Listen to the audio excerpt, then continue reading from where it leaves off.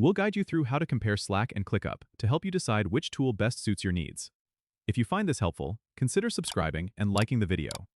First, open your web browser and head over to the Slack website. Slack is primarily a messaging platform, so you'll want to explore features like channels for team communication, direct messages, and the ability to integrate apps like Google Drive or Zoom.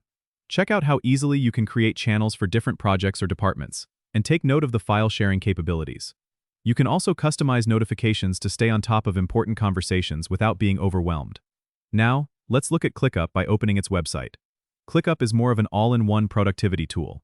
Start by exploring its task management features. You can create tasks, set priorities, and use different views like list, board, or calendar to organize your projects effectively.